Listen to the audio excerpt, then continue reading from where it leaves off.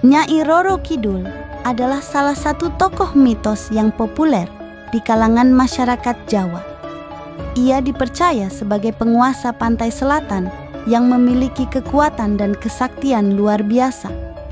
Nyi Roro Kidul juga diyakini sebagai pelindung dan istri spiritual Raja-Raja Mataram, sebuah kerajaan Islam yang berdiri sejak abad ke-16 Masehi. Salah satu kisah yang terkenal tentang Nyi Roro Kidul adalah bantuan magisnya untuk kerajaan Mataram dalam perang melawan Belanda. Perang ini terjadi pada tahun 1628 hingga 1629 ketika Sultan Agung, cucu Panembahan Senopati, berusaha menaklukkan Batavia, benteng pertahanan Belanda di Jawa.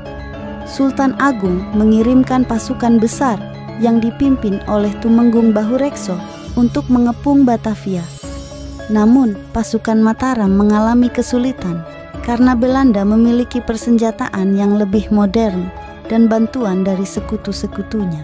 Selain itu, pasukan Mataram juga harus menghadapi wabah penyakit dan kelaparan.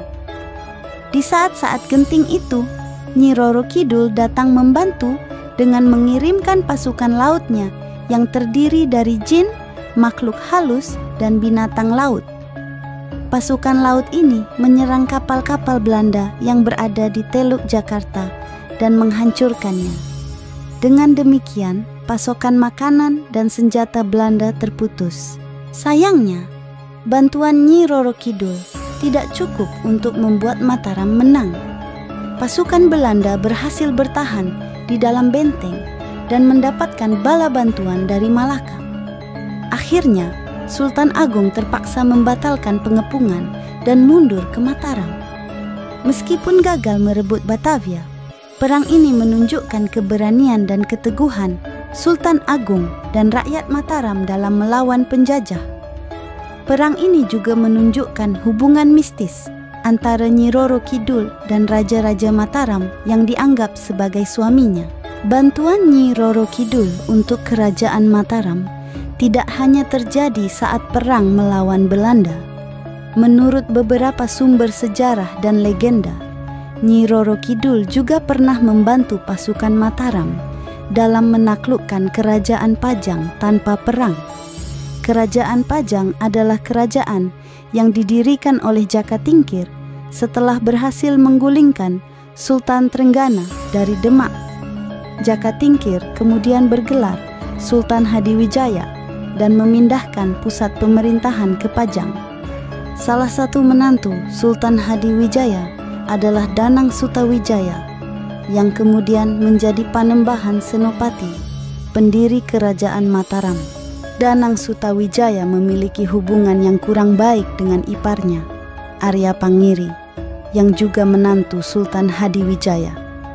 Suatu hari, Arya Pangiri menghasut Sultan Hadiwijaya untuk membunuh Danang Sutawijaya dengan alasan bahwa ia berencana memberontak. Sultan Hadiwijaya percaya dan mengirimkan pasukan untuk menyerang Danang Sutawijaya di kota Gede. Namun, Danang Sutawijaya berhasil lolos dari serangan itu dan melarikan diri ke hutan. Sultan Hadiwijaya dan Arya Pangiri menjadi ketakutan dan tidak bisa berbuat apa-apa. Mereka pun menyadari bahwa mereka telah berbuat salah kepada Danang Sutawijaya dan memohon ampun kepadanya. Danang Sutawijaya pun menerima permintaan maaf mereka dan menghentikan serangan pasukan lautnya.